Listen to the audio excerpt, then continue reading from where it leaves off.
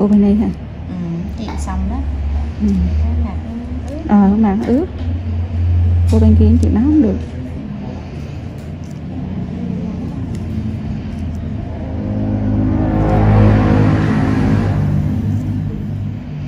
Gán cũng được nè.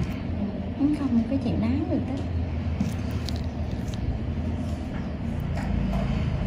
Không chịu nán được thì mình xong mình không lan được thì mình lấy cái bông mình lau sạch, chịu khó lau xí cho sạch.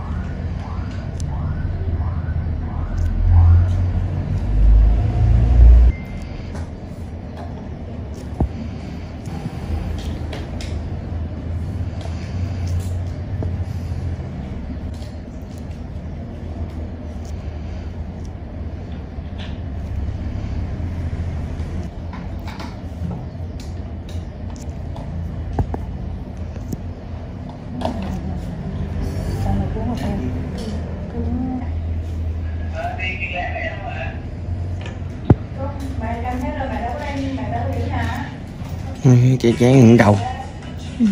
Yên tỏ mà chị đang nhận cho.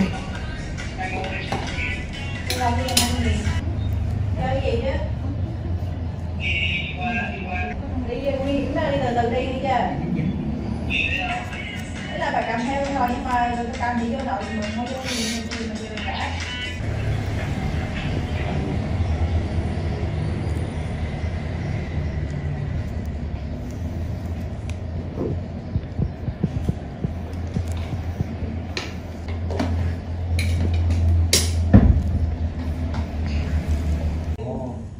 Tại rồi ngồi cục cái món lì cái đó món xong lông mày khó lắm nè. Đúng rồi. Mà cái gì ta xong? Thả lỏng thôi, thả lỏng thôi. Đau rồi. Thả lỏng thôi, thả lỏng thôi. Còn cô ta mới xong là bắt đầu về xăm môi một nước là không ăn thịt bò. Hả? Làm không Chị đau. dạ đâu rồi nãy Đưa lèo bao nhiêu đưa lèo cái. Xong mới rồi bạn không? ra ngoài. Còn em đang chạy. Dạ bác đã xong là ui ơi về. Tao nói rút ra. Đi theo. Không có. Mũi mấy đứa ngày kia ngày. Ủa rồi nó cũng chạy. Tại vì cái mùi này là mùi của vị thuốc bắc. Sợ mấy đứa hửi không quen. Nhưng mà nói chung là đúng rồi, thả lỏng thôi thì cái cơ mình không có căng là chị xịt. Chứ khi ấy thả lỏng bình thường gọn cái đầu điếng luôn. Đúng rồi, gồng là cứng quá là chị phải dùng lực mạnh thôi thôi. Với lại cái cơ nhà ý là ồn quá. Ý là ồn. Ý là ồn quá. Vô nằm. Ý là không được nuốt. Ok vậy. Em coi cận hỏi lần xong như kìa mọi chuyện đắp mặt nạ cũng cần nửa tiếng đồng hồ. Cà phê có đều. Phúc thật.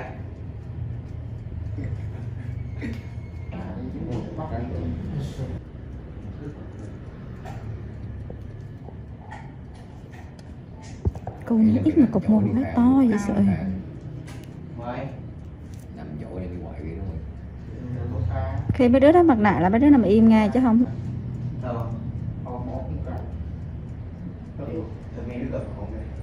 Mày uống là vào đưa vô việc nữa, mày uống mày không rút liền là tao nói đóng vậy cái này rồi ói thằng chỗ luôn. Cái nào rút chạy rồi. Rồi tao uống mấy là rồi nước chín tao bị đau. Làm cái chén này không mày sốt tại ra Nằm bất động luôn. Cái này biến này.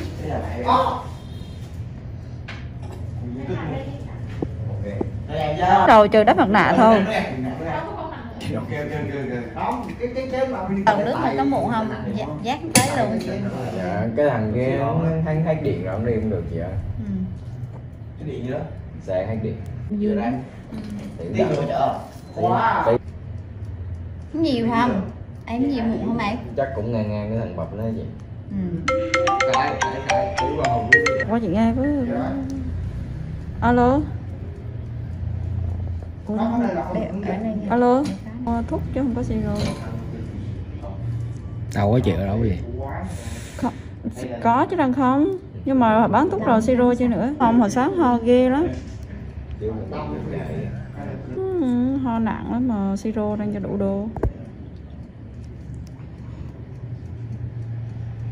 Đi làm trời mới về đó hả? Alo anh, làm em một ly bạc xỉu qua bên spa anh ơi. Cúp máy đi nha. Spa. Sao sát chậm quá. Thì đó tạm. Làm trai đó cũng thành ra như trai nào làm trai. Được không ngọn cơm. Ông hoặc thì lên đem quá thì vậy cái. Ông thật lên qua. Ủa ông món Nhân viên bên quán có ai cắm hụt nhiều không mà em? Mấy đứa nhà giàu. rồi đó tiền thơ không chị? Làm Thư làm lấy kinh nghiệm. Mấy đứa nhóc rằng hai gì?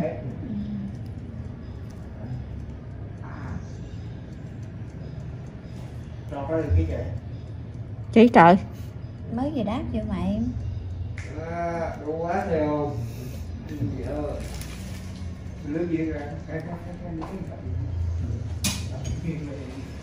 Đáp được 20 phút, 25 phút mới lột được.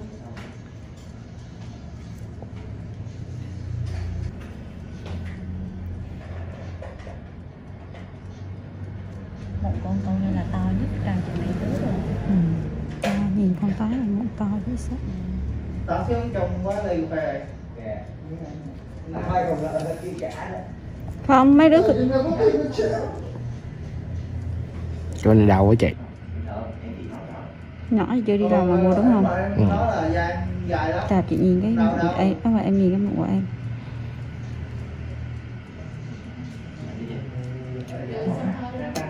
Đẹp với sợ cho nó đẹp.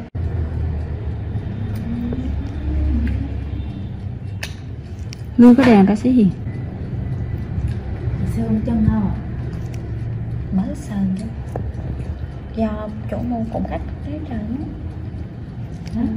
Ý là chỗ mua cũng có khách đó, không có chỗ mua rảnh á. Biết chưa xương không hả? Mới sơn bánh tay đây nè. Đi ra cho màu vía. Màu cũ mà.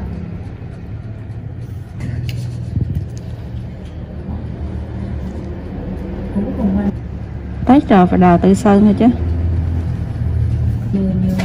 nhờ lũ ruột nên là mới có xương. Mới sơn còn ấy chứ. Một lần 6 người trai được cái xét bị 6 người.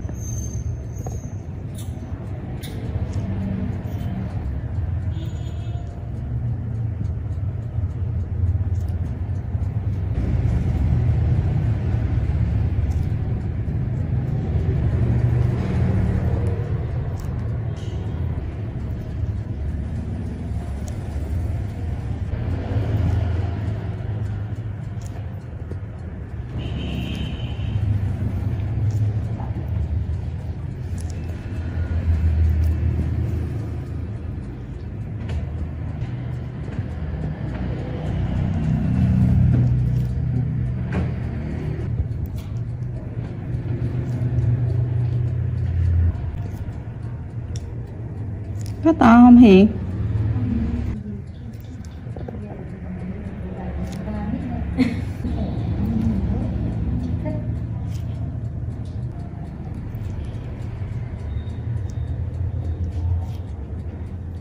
Hồ Quý Ly là đường mua ngán gần ghế ta. Hồi xưa Đây này đây mà đồ nói chung là đường đi là Cái này nó tên chi? chảnh gì đó đúng Họ không? quay Chảnh liền cái đúng quẹo không? qua phía bên chợ Bán hộp cho mua mà bán không biết tên luôn à? Lina.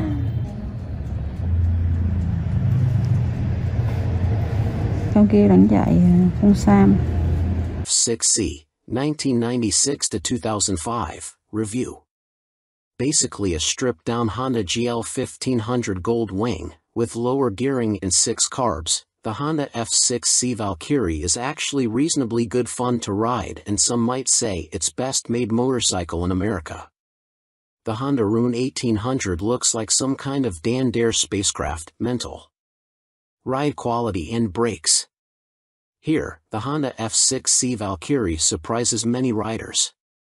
So long as there's plenty of advanced planning, the motorcycle can be made to go around a corner fairly fast, for a cruiser, and still offers a luxurious ride on motorways. The Honda Rune 1800 is more ponderous, but then you'd want to travel slowly so people could stare for longer. The Honda Valkyrie's big problem for many cruiser riders is that it just isn't a V-twin. Instead, a burbling flat 6 Honda GL 1500 Gold Wing motor seems to sanitized for most, too damn quiet. Sure, the Honda F6C Valkyrie's 100 brake horsepower motor is enough to send the thing whizzing along in unfeasible speeds, but it's easily out-accelerated by the Triumph Rocket 3, any old Yamaha VMAX, and a whole boatload of rival power cruiser motorcycles these days. The Rune 1800 isn't really any faster. The Honda F6C Valkyrie rarely goes wrong, ever. It is a beautifully made motorcycle, with lavish chrome, thick paintwork and an engine that can cover 100,000 miles with basic oil/filter changes. The main problem with the motorcycle is keeping its hundreds of nooks and crannies clean. Double that cleaning time on the Honda Rune 1800. Our Honda Valkyrie FC6 owners' reviews show a very reliable bike, which is the norm for Hondas.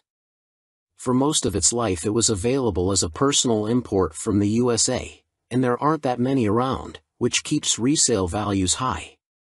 Honda F6C Valkyrie motorcycles with the hard luggage touring kit on seem to be sought after. Buy a good used motorcycle and you can 5 years biking for about $2,000 in depreciation. The Honda Rune 1800 costs big bucks and is for lotto millionaires and poseurs only. Huge brakes, beefy forks and a proper 2-person saddle are some of the useful features on the Honda F6C Valkyrie. It could use the reverse gear of the Gold Wing, and there's no screen as standard on the Honda F6C Valkyrie. Naturally, there's a whole phone book of accessories to be had, from both Honda and US aftermarket motorcycle accessory suppliers. Sci-fi bodywork on the Rune looks stunning. Welcome to BBC Motor Reviews channel. KTM 1090 Adventure, 2017 on review. The chassis copes with the extra power with ease. In fact, it feels like it could handle a further 25 brake horsepower. The conventional 48mm WP forks and WP rear shock work straight out of the box. The forks are non-adjustable, but on our test route that didn't pose any problems. A 170 section rear tire and the 1090's relatively low weight enable it to be hustled with ease. Boring it certainly isn't. Unfortunately, we had less than ideal conditions to test the new 1090, but wet riding did highlight the bike's rider friendliness and near perfect fueling at low speeds. There are 3 riding modes: Sport, Street, and Rain, with an optional off-road setting.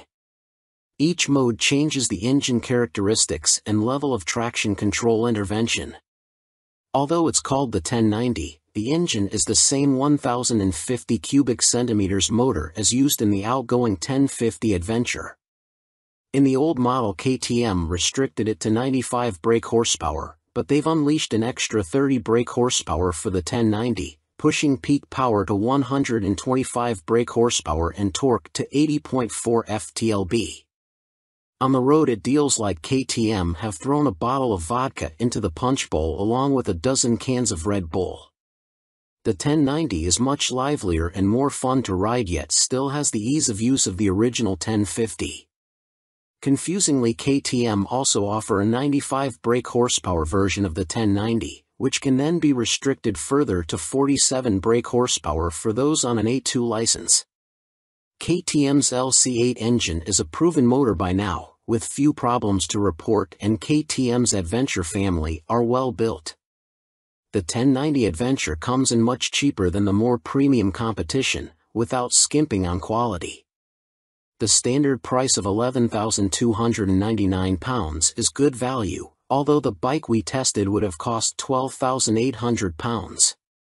As the 1090 is the baby of the adventure range, the spec doesn't quite match that of its bigger brothers, but you do get 3 riding modes as standard, sport, street and rain. An off-road setting can be unlocked with the optional off-road pack, £243.78. Traction control and ABS are standard but not lean sensitive, and the TC can't be deactivated on the move. Old-style clocks remain. Welcome to BBC Motor Reviews channel. Cines Akuma 125, 2022 on review.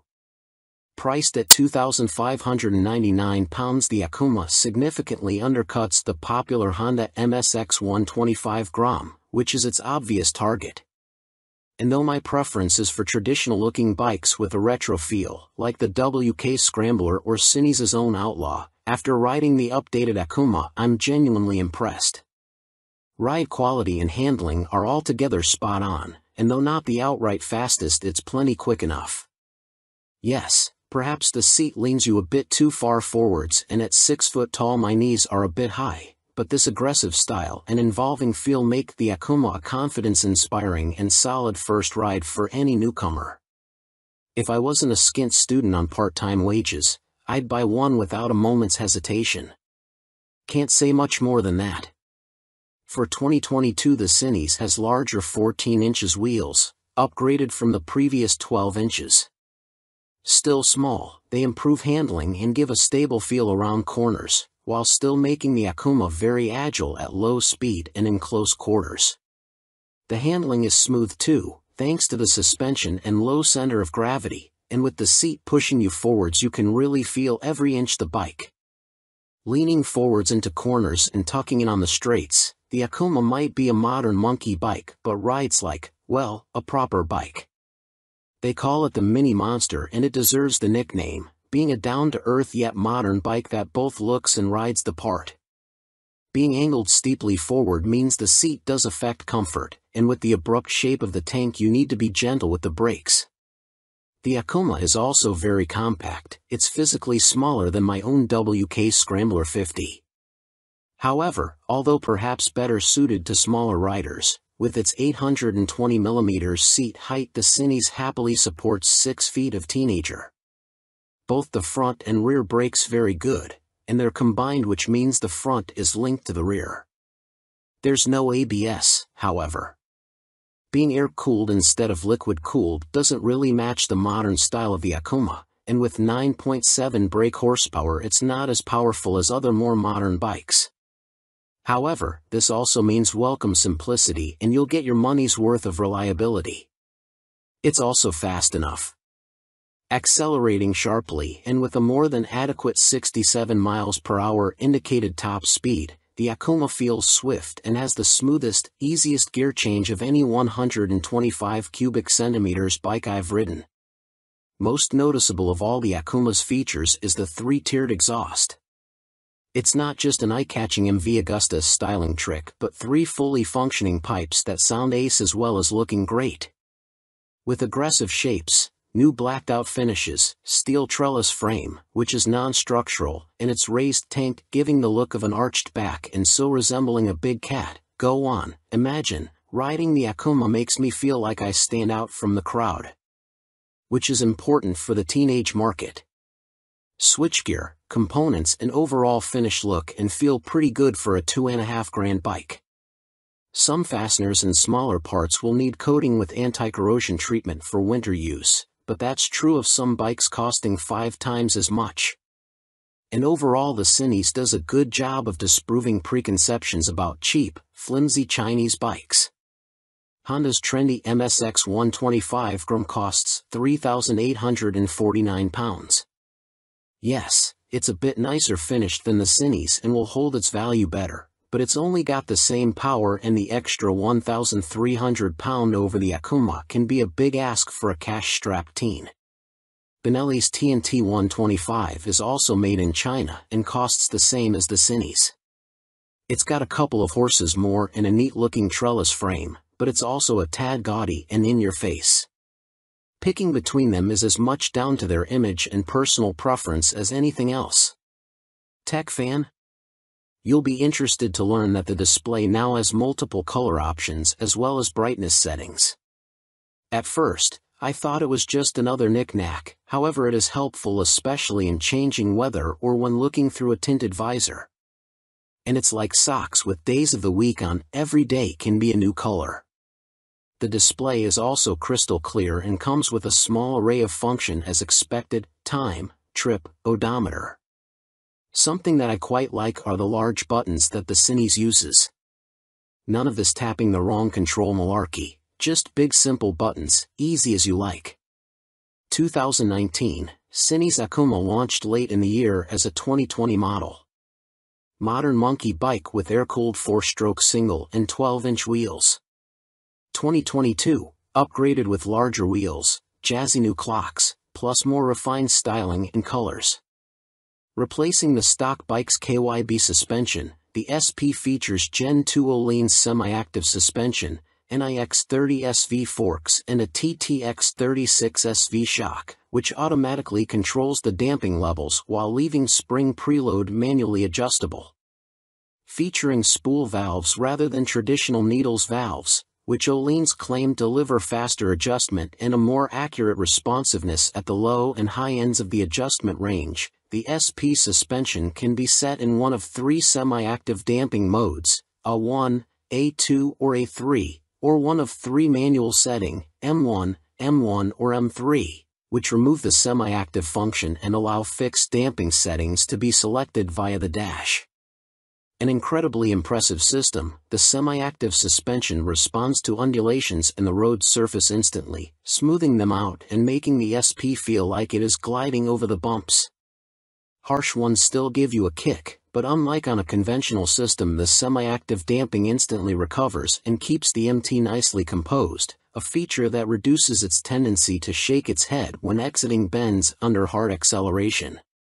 On the UK's roads, A2 is the best option for bumpy B roads where A1 suits fast, smoother road better, and A3 is more for straight-line cruising, as when the pace ups it feels a bit soft at the rear end. And the SP's brakes are better too. Fitting braided steel lines can make a bike's brakes feel horribly dead at the lever as they lack rubber lines comforting initial squish. However, on the SP there is still enough feel to allow you to apply small amounts of pressure accurately via the new Brembo Radial Master cylinder. They don't scream race bike and aren't as fierce in their bite as some rivals' setups, but are fine for use on the road, and it is great to see the SP and stock MT now featuring cornering ABS thanks to the addition of an IMU in this latest generation. Good and bad news with the new Euro 5 compliant engine.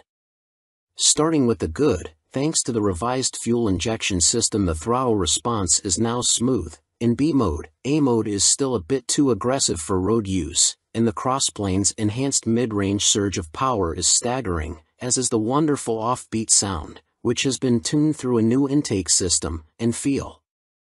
But despite lengthening its gearing, the MT remains a noticeably thirsty bike and recorded 41 miles per gallon on our test ride, which is what Yamaha claim, but still equates to a range of just 155 miles until the 17-liter tank is empty. If you opt for the SP, alongside the Öhlins suspension you gain braided steel brake lines as standard, as well as a 3-piece belly cowl, black bars and levers, and a stitched seat. Unlike the stock bike, which comes in 3 color options, cyan, blue and black, the SP is only available in Icon Performance, and it also features a polished metal finish on its swing arm where the stock bike has a black painted one. Everything else, including the engine and electronics package, is identical between the 2 MT10 models, which is good news for MT10 owners but a bit disappointing for SP owners who may feel like they deserve something extra to brag about aside from suspension. Which brings up the question of price. The MT10 SP costs £2,500 more than the stock MT10 at £16,000, which is tantalizingly close, especially when you look at a finance package. On a PCP deal after a £3,000 area deposit, you are looking at paying about £35 a month more for the SP when compared to the stock bike. That's about the price of a takeaway meal for 2 every month, which seems a small sacrifice to gain that all-important Öhlins bling. In terms of running costs, both the SP and stock MT10 have the same poor fuel economy and cost roughly the same to insure and service, so that's not a factor in ownership, and the SP should hold its residual value a bit better. How does it stack up against its rivals? Very well. The SP is £16,000, where a Ducati Street Fighter V4 is £19,551, or £21,651 in S-guise with semi-active suspension. The Aprilia Tuono V4 factory is £16,900, the KTM Super Duke EVO £17,899, Triumph Speed Triple 1200 RS £15,500, which lacks semi-active suspension, and the Kawasaki ZH2 SE £19,079. Sharing the same tech package as the stock MT, the SP is no less impressive when it comes to its safety assists.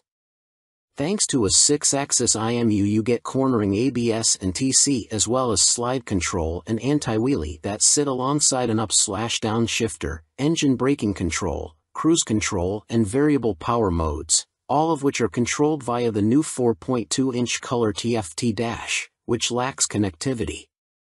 While the electronics perform faultlessly, and the quickshifter is excellent, it is tricky to see which of the various acronyms you are selecting should you wish to tweak their. Welcome to BBC Motor Reviews channel. Triumph Rocket 3, 2020 on review. Suspension, steering and stopping are all worlds ahead of the previous Rocket 3, and as a result it now feels like a laughably large but comprehensively capable motorcycle, rather than a cartoon cruiser caricature. Related, 2020 Triumph Rocket 3 TFC news on MCN. First impressions might be dominated by the rocket's vast proportions and the curiosity factor of cramming a motor larger than a typical family car between two wheels, but after a day spent studying the quality details, experiencing the meticulously managed power and appreciating the enormous improvements in refinement, you walk away feeling thoroughly impressed. The new Rocket 3 is exciting, eye-catching, attention-grabbing and pulse-raising, yet avoids straying into feeling frivolous, ridiculous, or pointless. Forget the previous Triumph Rocket 3's cumbersome bulk, heavy-handed handling, basic running gear and Romanesque name badge. The new Rocket 3's chassis is totally different. A cast aluminium spine frame replaces the old twin steel tubes, helping contribute to an incredible 40 kilograms saving over the previous bike, while steering geometry is sharper and the wheelbase is shorter. As a result, the Rocket now has a proper appetite for corners the old bike couldn't dream of. Turn-in is easy, holding a line mid-corner needs little inside bar pressure, and flick-flacking from full lean left to right, and still ending up where you intended, is absurdly accurate for a bike with a fueled weight north of 320 kilograms. Suspension is by Showa, with 47mm adjustable upside-down forks up front, and an adjustable monoshock monitoring the shaft drive. No electronic adjustment though, the clickers are all manual. The front's set pretty firm, meaning you can haul hard on the flagship Brembo Stylema front brakes. Even the rear brake is a 4-pot radially mounted caliper, to generate huge stopping force without the bike trying to tie itself in knots. Ride quality is generally good, though the short travel shock, just 107mm, has to work hard and can feel bouncy. Drive hard and you can clearly feel the rear end of the bike jack up though, a result of the torque reaction from the shaft drive being unchecked by any kind of parallelogram setup. The Rocket 3 comes in 2 flavors, Roadster R and Touring GT, with the main difference being riding position. The R has a higher seat, mid-set foot pegs and narrower bars, giving a more aggressive Street Fighter stance, while the GT's lower seat, feet-forward controls and wider, higher bars give a relaxed, cruiser feel.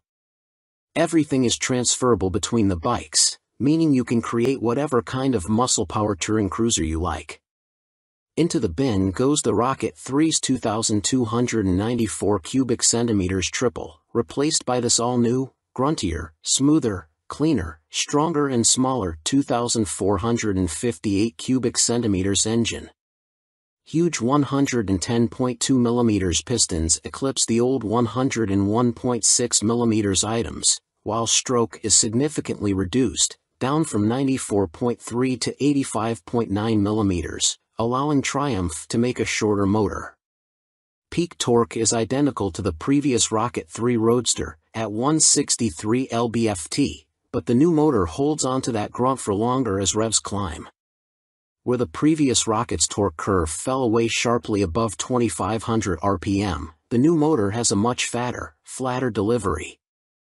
As a result, headline power is up to 165 brake horsepower. But as ludicrous as that might sound, the reality is that it's immensely easy to use. All that prodigious power is carefully controlled by the ride-by-wire throttle and predictive, lean-sensitive traction control, while output is restricted in lower gears and top speed is electronically limited to 138 miles per hour. It's a beast, but one of those big, fluffy, gentle, cuddly chaps from a Disney film. The colossal torque spread means you can ride it however you like.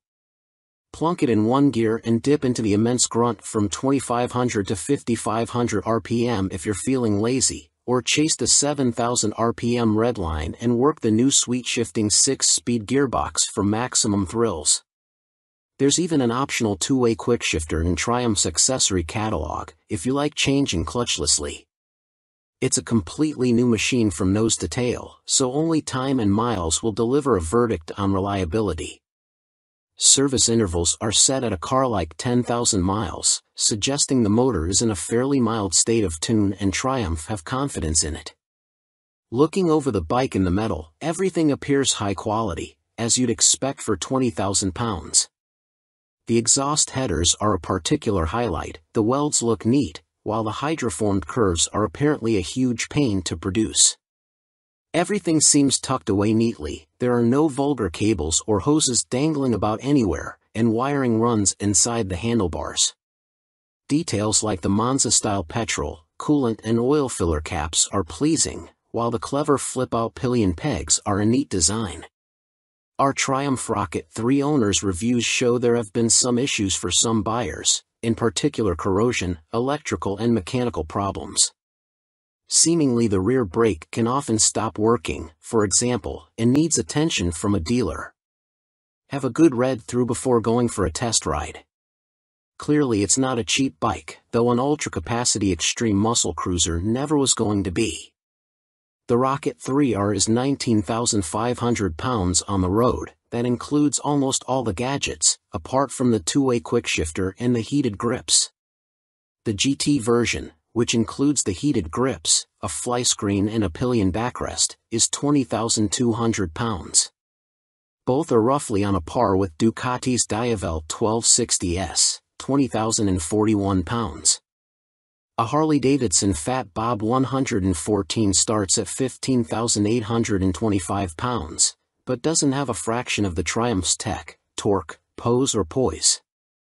If you want to go properly left field, a Moto Guzzi MGX21 is 19,999 pounds. Running costs probably won't be any kinder on the wallet. Triumph claimed the motor returns 41 miles per gallon, but our test ride suggests it's closer to 35 miles per gallon. That 240 section, 16-inch rear tire isn't cheap either. Picking the bike up in March, I have had a headlight replaced under warranty, main beam sticking on, and the second which has really put me off was the rear brake losing all braking power. It has been back to my dealer who changed the fluid for a better one but was told that Triumph know there is an issue and they are working on it. I thought anything to do with brakes on a 163 pounds of torque monster would be the #1 agenda. First service only. The fuel economy is not bad so far, 43 to 45 miles per gallon. That is with occasional spirited riding thrown in. 2 stars is because after 6 months I was offered 13,500 pounds from the dealer to buy it back. Even WBAB offered considerably more, so not much faith in the brand and will likely be going back to BMW. Equipment. The Brembo brakes are top-notch. The stopping power and feel is superb, the ride comfort is less so. I am a big old guy and no matter how I try to adjust the rear suspension the ride is harsh on anything but smooth tarmac. The roads in Herefordshire where I live are amongst the worst in the UK and backache sets in after about 2 hours. I have purchased an Airhawk DS seat pad which has transformed the comfort but it's still not all day comfy like my old Rocket. The tank is so wide you have to ride legs apart which at motorway speeds the wind blast makes your hips ache trying to keep tucked in. In the end I made and fitted a pair of Perspex front fork air deflectors to solve the discomfort. I didn't go for the quick shifter or the navigation package as for me they don't offer much in the way of the overall riding experience. The TFT display is good but on some settings it is too fussy and hard to read. I opt for the screen that shows speed, revs, gear selection and fuel status. That's enough for me. There are a few niggles with this bike that could be better. The original screen doesn't give much wind protection and the rear hugger design is total crap. In the rain you get covered in road crud halfway up your back. I bought an aftermarket hugger which left some wiring exposed so I ended up fitting this over the top of the original hugger. Problem solved. I purchased the accessory panniers and rear rack to give the bike some touring capability. These panniers are okay but are quite small and are not as rigid as I would have liked. The optional rear rack is stated as only good for 3 kilograms which means fitting my fully loaded Kuryakyn Grand Tour bag on the rear may be more than it can withstand. Guess I will soon find out as there is little room on the pillion seat. One of the best design features on this bike are the fold-away pillion foot pegs and the folding pannier mounts. If anyone is thinking about buying this bike for some serious touring then you will need a few aftermarket bits to iron out its touring limitations. Welcome to BBC Motor Reviews channel. Yamaha Fazer 600, 1998 to 2004, Review and Used Buying Guide. Related, Easy Fit Kit turns Yamaha Fazer 600 into retro race rep. In fact, since Yamaha stopped the FZS 600 Fazer's production in 2003, it has taken them until the launch of the Tracer 700 to replicate the Fazer's magic formula. However, in 1999 the Yamaha Fazer 600 was the best-selling bike in its class, and by 2002 the firm had sold over 83,000 units. There's a reason the Yamaha Fazer has such a strong following. As soon as its wheels start to turn you are right at home. It is ease personified and most of this warm feeling comes from the wonderful motor. With the Fazer, Yamaha got the basics right and that's what makes it such a great bike. The tank range is long, the seat comfortable, the fairing effective, the brake sharp and the motor strong in the mid-range and extremely reliable. The suspension may be a bit baggy, but if that's the Yamaha Fazer's only real fault 22 years after it was launched then that's not bad going. Useful Yamaha Fazer 600 specialists include www.foc-u.co.uk and yamahaclub.com. Read on for our full used buying guide. Ride quality and brakes.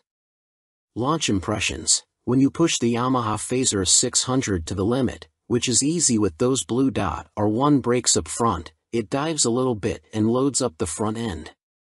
It waggles a bit, but the handling is generally confidence-inspiring and if you take it steady you could ride to Budapest on a Yamaha FZS 600 Fazer and feel no severe aches or pains. Yamaha Fazer 600, what does it ride like now? With limited suspension adjustment, post-2000 models have variable damping in their forks. The Yamaha Fazer is a bit wobbly in the corners and the Sumitomo calipers shared with the R1 quickly overwhelm the forks when you brake hard. But where on some bikes this is an annoyance, on the Fazer it makes you giggle and adds to the amusement factor. There's just under 100 brake horsepower in the Yamaha FZS 600 Fazer's detuned Thundercat 600 cubic centimeters, 4-cylinder engine and that's plenty for backroad fun, as well as motorway commuting if needs be. The Yamaha FZS 600 Fazer delivers its power in a wide spread and the 6-speed gearbox is there if you feel like playing tag with sports bikes. Yamaha Phaser 600. What's the drivetrain like now? The inline-4 is beautifully smooth and has that lovely mid-range pull you get with an old long-stroke unit. It's not revvy or buzzy like the FC6's engine, it's just silky smooth and full of drive.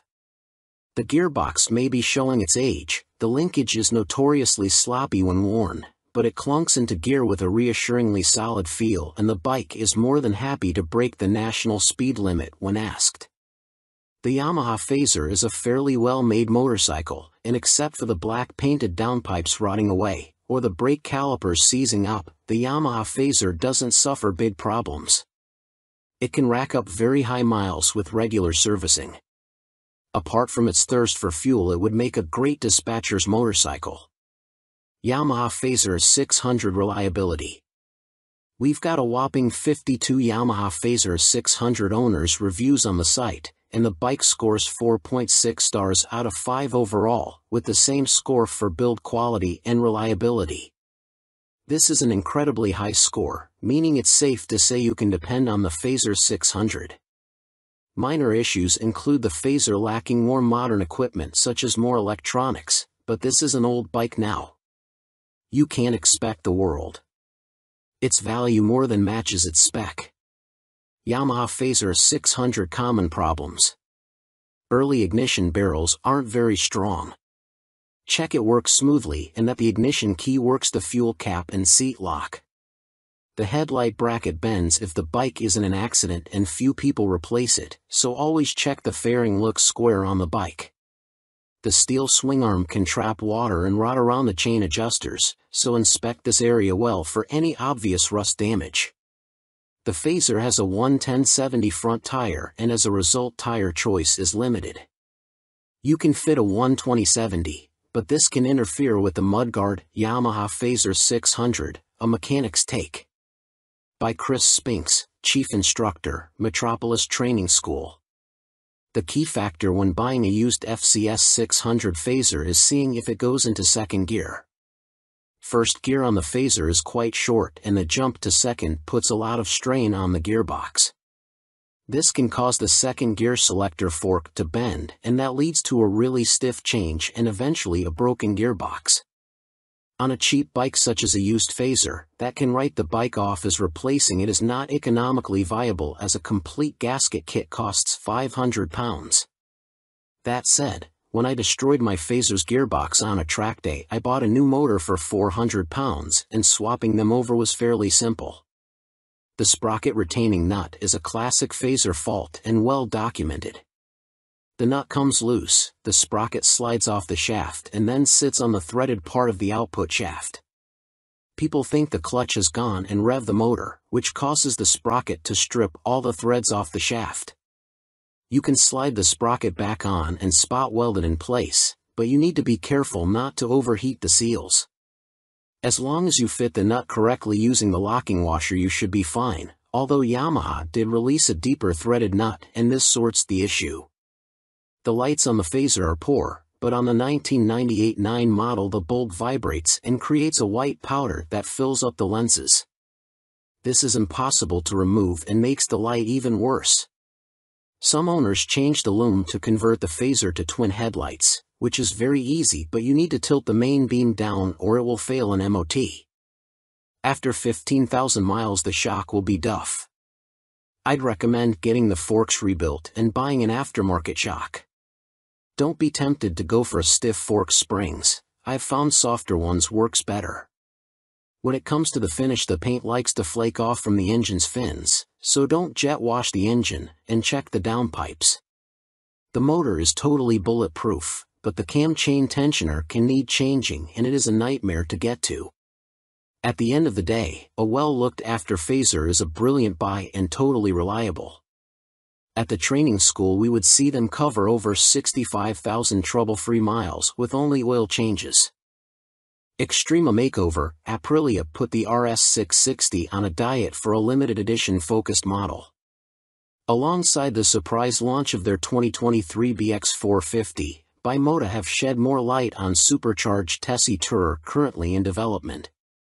Now officially called the Terra, we first caught glimpse of the bike as a basic design sketch at the 2021 EICMA show, with a spokesperson for the Rimini firm later confirming to MCN that it would be powered by the 4-cylinder motor found in Kawasaki's Ninja H2SX range. Never before have Bimota been present in this market segment, Bimota COO, Pierluigi Marconi, said in a statement. No one has this much fun and function in one package. The Terra is an attention grabber that will act like a halo for Bimota by attracting further consumer attention to our impressive vehicle lineup, he continued. Although details remain scarce, Bimota have gone into some depth on the new steering system, which sits diagonally between a front subframe and the front wheel. There are no front forks like a conventional motorcycle, which should aid front-end stability and the ability to trail brake into a corner. This is because braking forces are kept away from the front suspension, leaving it free to deal with bumps in the road. These systems can reduce front-end feel though. Until now, Tessies were only made for the sports segment, Marconi told MCN at EICMA 2021, we'd like to put the Tessie name to adventurers, tourers, and bikes like that. Our philosophy is to have 2 lines of bikes, he added. One is the Tessie line and one is for more traditional models. We like to follow the 2 concepts, because although a Tessie chassis has a lot of advantages, for some riders it is still too much of a novelty. Alongside the funny front end, Bimota have also confirmed that the Terra will receive semi-active suspension developed in partnership with Marzocchi. The ride height can also be adjusted either manually or electronically by 30 mm. Also expect to find 5-spoke forged alloy wheels too, which should help to keep unsprung mass down. It went from first sketch to full-size model in few months using computer-aided design, Marconi continued. You ride some bikes because you have to, but you ride these Bimota because you want to. Terra will appeal to enthusiasts of all ages because the design draws you in, and the performance keeps you there. Superior performance. Brough step up Aston Martin partnership with more powerful AMB 001 Pro. Luxury boutique brand Brough Superior have once again teamed up with supercar experts Aston Martin to create yet another outrageous, limited-run track day machine. The AMB 001 Pro made its debut at the EICMA trade show in Milan and follows in the footsteps of the first-generation €98,000 AMB 001. Which entered the public consciousness back in autumn 2019 and has since sold out.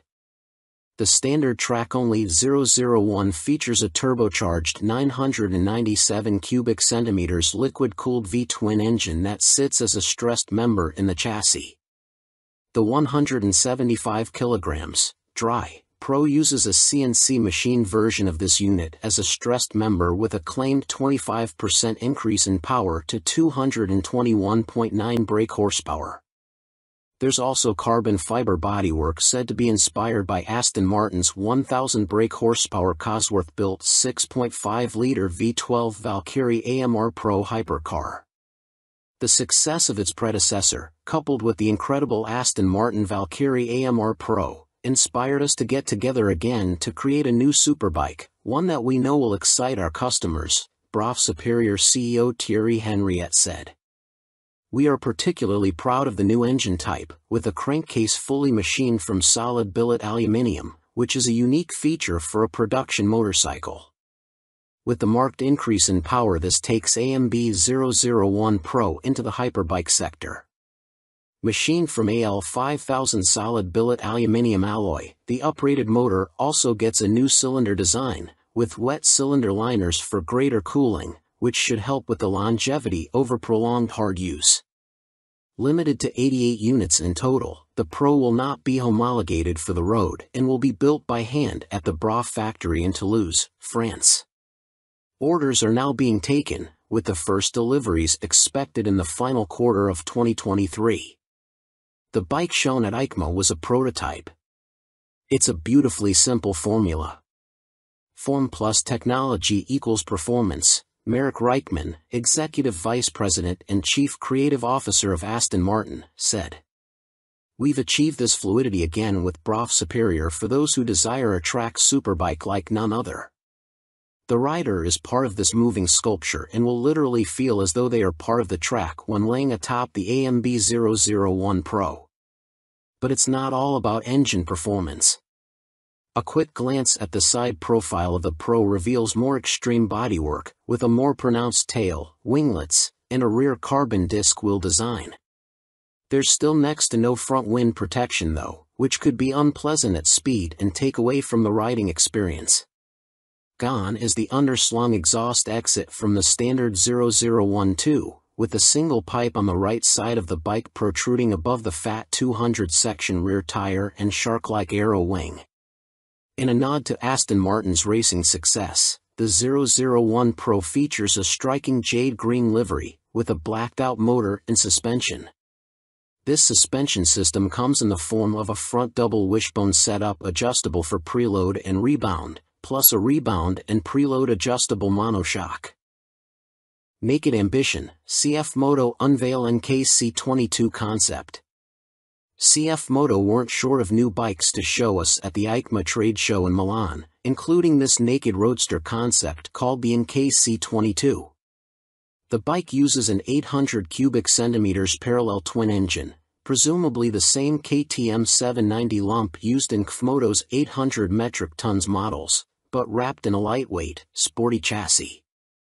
This concept version is covered in forged carbon bodywork with an engine fairing that doubles up as an aerodynamic wing. Front forks are heavy-duty upside-down units and look to be fully adjustable, while at the back a stylish single-sided swing arm holds a rear wheel blanked off with carbon inserts. CF Moto reside at the economical end of the motorcycle market, and so even this concept version gets J.1 brakes rather than the full Brembos used on last year's track-focused SRC21 concept. Twin SC Project exhausts complete the aggressive, sporty look and would, from the looks of them, far exceed UK homologation noise limits, so expect something more sensible on the finished bike. The M button on the left switchgear and the word Street on the bottom of the TFT dash display suggest that a selection of rider modes is available, with up and down buttons for cruise control also included. And the telltale phone symbol elsewhere on the screen means there's smartphone connectivity, too. CF Moto reside at the economical end of the motorcycle market, and so even this concept version gets J.1 brakes rather than the full Brembos used on last year's track-focused SRC21 concept. Twin SC Project exhausts complete the aggressive, sporty look and would, from the looks of them, far exceed UK homologation noise limits, so expect something more sensible on the finished bike. The M button on the left switchgear and the word Street on the bottom of the TFT dash display suggest that a selection of rider modes is available, with up and down buttons for cruise control also included. And the telltale phone symbol elsewhere on the screen means there's smartphone connectivity, too. Naked Ambition, CF Moto unveil NKC22 concept. CF Moto weren't short of new bikes to show us at the EICMA trade show in Milan, including this naked roadster concept called the NKC22. The bike uses an 800 cubic centimeters parallel twin engine, presumably the same KTM 790 lump used in Kfmoto's 800 metric tons models, but wrapped in a lightweight, sporty chassis. This concept version is covered in forged carbon bodywork with an engine fairing that doubles up as an aerodynamic wing. Front forks are heavy-duty upside-down units and look to be fully adjustable, while at the back a stylish single-sided swing arm holds a rear wheel blanked off with carbon inserts. CF Moto reside at the economical end of the motorcycle market, and so even this concept version gets J.1 brakes rather than the full Brembos used on last year's track-focused SRC21 concept. Twin SC Project exhausts complete the aggressive, sporty look and would, from the looks of them, far exceed UK homologation noise limits, so expect something more sensible on the finished bike. The M button on the left switchgear and the word Street on the bottom of the TFT dash display suggest that a selection of rider modes is available, with up and down buttons for cruise control also included. And the telltale phone symbol elsewhere on the screen means there's smartphone connectivity, too. CF Moto reside at the economical end of the motorcycle market, and so even this concept version gets J.1 brakes rather than the full Brembos used on last year's track-focused SRC21 concept. Twin SC Project exhausts complete the aggressive, sporty look and would, from the looks of them, far exceed UK homologation noise limits, so expect something more sensible on the finished bike. The M button on the left switchgear and the word Street on the bottom of the TFT dash display suggest that a selection of rider modes is available with up and down buttons for cruise control also included. And the telltale phone symbol elsewhere on the screen means there's smartphone connectivity, too. Fantic released their first twin, the Caballero 700 Scrambler. Fantic has revealed their first modern-era twin-cylinder machine with a 700 cubic centimeters scrambler joining their Caballero range. Fantic are making the most of their partnership with Yamaha, announced at the beginning of 2021, as the bike uses the 689 cubic centimeters, liquid-cooled Euro 5 engine seen in the MT-07, Tenere 700 and R7. There has been no retuning of the CP2 twin either, as Fantic claim the Caballero will hit the showrooms in April next year, boasting 75 brake horsepower and around 50 lb.ft of torque, identical to the R7 and considerably more than the 40 brake horsepower and 31 lb.ft of torque of the Caballero 500 Scrambler. Elsewhere, the 700 sports the same 19 inches front and 17 inches rear, aluminium, spoked wheels as its small-capacity sibling. The engine sits in a single backbone-style frame made from CRMO steel attached to an aluminium swing arm, giving it a wheelbase of 1,460 mm, 35 mm longer than the 500 version. One of the most immediately obvious differences between the two capacity scramblers is the exhaust system.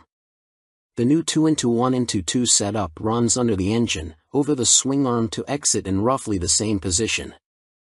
Both machines have a seat height of around 830 mm. Connecting frame to wheel will be a 45 mm upside-down fork made by VRM Marzocchi. The Italian manufacturer also supplies the rear monoshock with preload adjustment. Brembo is the manufacturer of choice for the calipers, with a 4-piston unit gripping the 330 mm front disc and a 2-piston, 245 mm setup on the rear. In another first for Fantic, cornering ABS will be standard on the 700. The system will sense the bike's lean angle and fine-tune the braking response accordingly. Traction control also makes its debut to the Fantic lineup, with both rider aids and 3 rider modes, road, off-road and custom, manipulated via a 3.5 inches TFT display with Bluetooth connectivity. A 14-liter fuel tank may be a little on the small side, although the claimed 180 kg curb weight should prove competitive when it comes to commuting or a bit of backlane scratching. An expected price tag of around £9,000 may put some off, although stylish looks, proven engine and handling potential could tempt many. Stuart Prestige. By Stuart Prestige. All-weather rider with a penchant for long tours and hours in the saddle. You may also like. Honda released £30,000 limited edition McGuinness 100th TT Star Replica Fireblade SP. Who do you think you are, John McGuinness? Well, now you really can live out your TT fantasies, as Honda reveal they will build 30 examples of this CBR 1000RR Fireblade SP John McGuinness 100th TT Start Replica Edition in celebration of the road racing legend's phenomenal accomplishments on the island. The headline visual difference from the stock bike is the bold replica of the paint job John raced with for his 100th TT Start. But this is more than just a replica paint job, there's a whole host of other upgrades to add to the exclusivity. The stars align for me to be back on a Honda Fireblade for my 100th TT Start, says McGuinness. It's an awesome bike and has meant so much to me over my career. I'm proud of my connection with its place in TT history and of this, my replica. John McGuinness is the second most successful TT racer of all time, next to the late, great Joey Dunlop, and while revered as road racing legend, he has also had an exceptional short-circuit career, having raced in 24-hour world endurance races like the Bol d'Or and Le Mans, 500 cubic centimeters GPs, and the Daytona 200. He's a former British 250 cubic centimeters champion, has ridden in World Supersport and finished third in the 2009 British Superstock Championship. Making his TT debut in 1996, he won the Best Newcomer title in the 250 cubic centimeters class. 3 years later, he took his first win, the 250 cubic centimeters lightweight TT. Over the ensuing 2 decades, 1999 to 2019, he has accumulated an incredible 47 podiums and 23 TT wins, as well as being the first to break the 130 mph lap barrier on a Honda Fireblade, no less. So, what do you get for your 30,000 pounds? In addition to the already high spec of the CBR 1000RR Fireblade SP which underpins the replica, the limited edition blade gets a full replica paint job incorporating gold detailing and a film strip showing all of John's TT starts on Hondas. Unsurprisingly, this is where it deviates from his actual race bike, which also pictured his TTs on other manufacturers' bikes, and 100th start sponsor logos.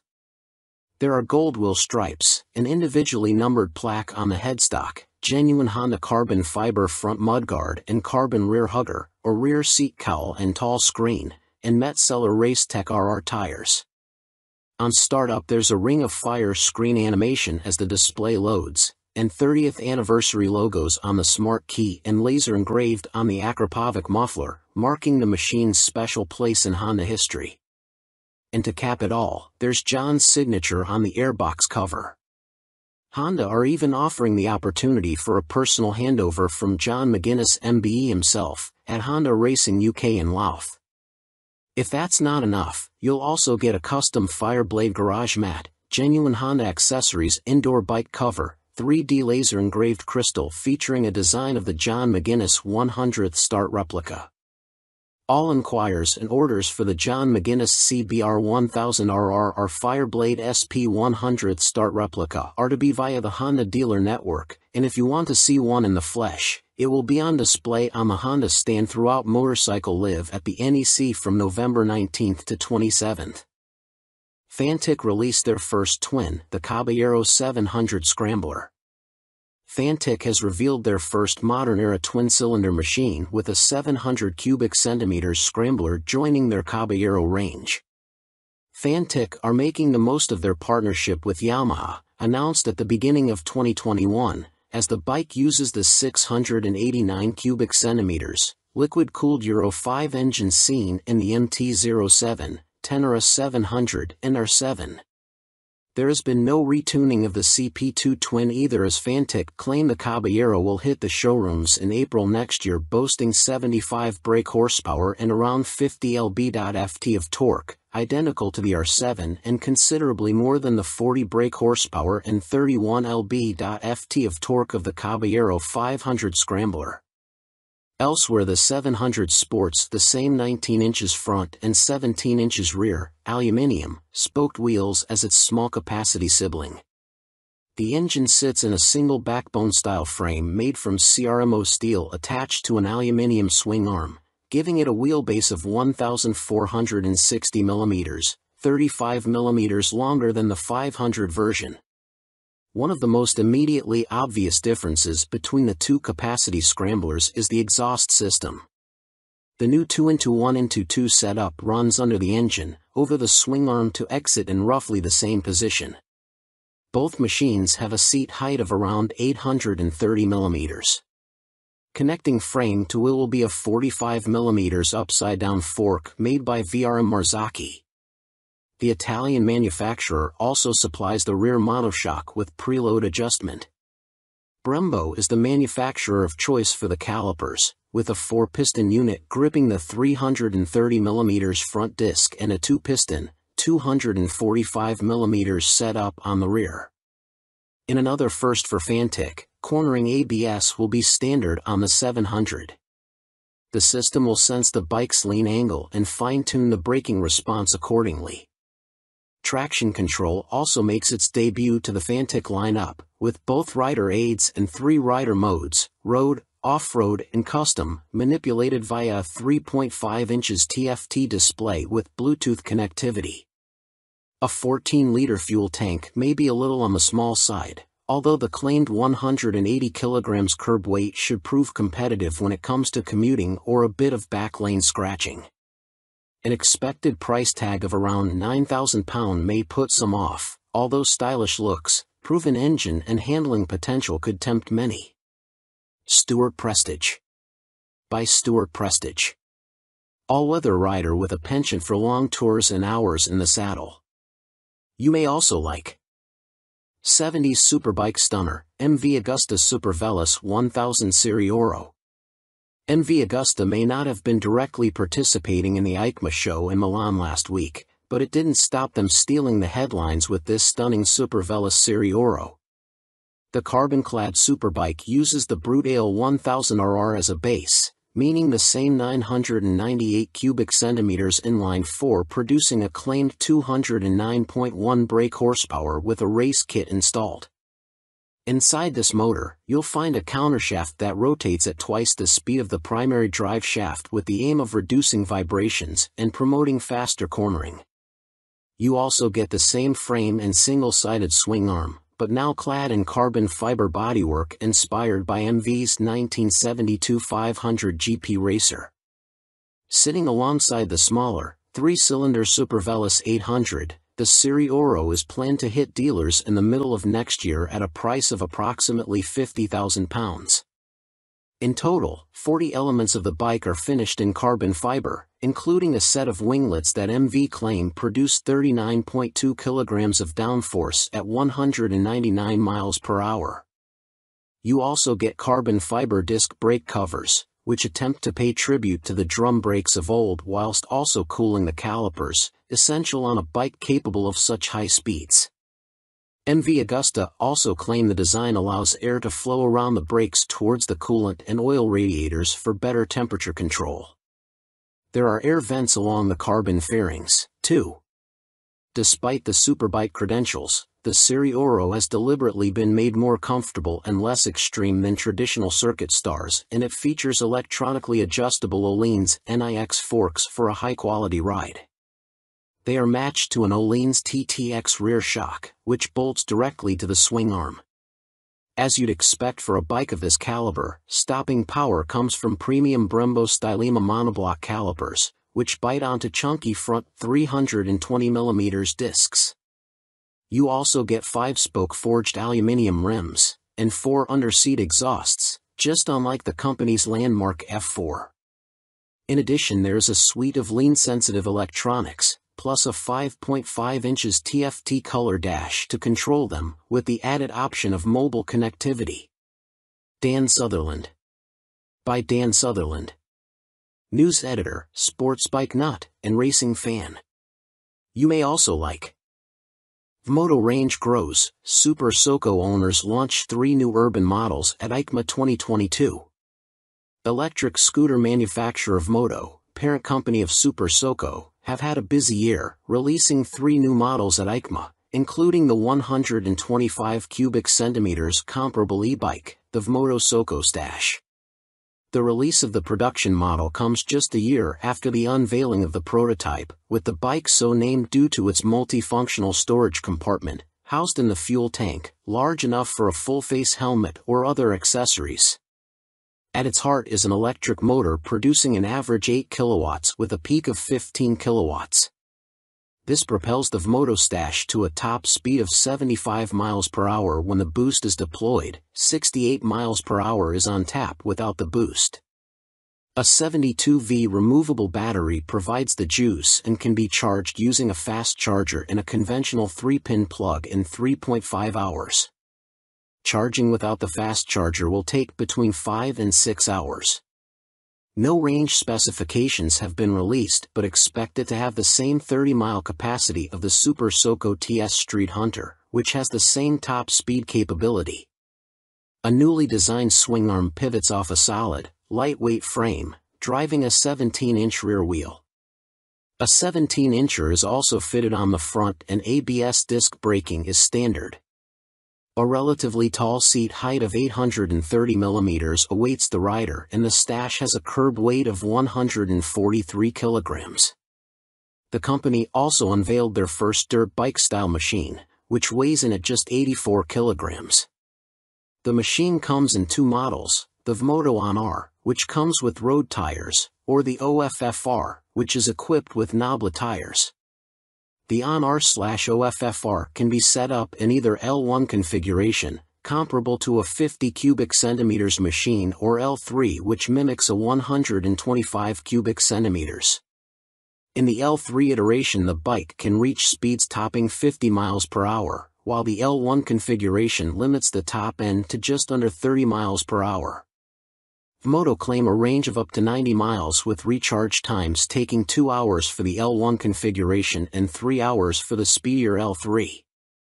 A die-cast aluminium frame cradles the 8 kilowatts motor, producing a claimed 190 feet per pound of instant torque. A swing arm with a single rear damper secures the belt-driven, rear-spoked wheel. No retail price has been provided. The Vmoto Soco F01 scooter is, technically speaking, not a new bike, as it was available as part of a commercial fleet, but now will be available to the general public, the company also announced at EICMA. The urban commuter will, like the On/OFFR models, will be available as an L1 or L3 configuration. A 2 kilowatts or 4 kilowatts, L1 and L3, motor will get the rider up to a maximum speed of 27 miles per hour for the L1 and 45 miles per hour for the L3 model. Vmoto claim a range of between 50 and 60 miles dependent upon the setup and riding style. The charging time of the removable battery is 3.5 hours with a fast charger using a domestic 3-pin plug, or 6 hours without the fast charger.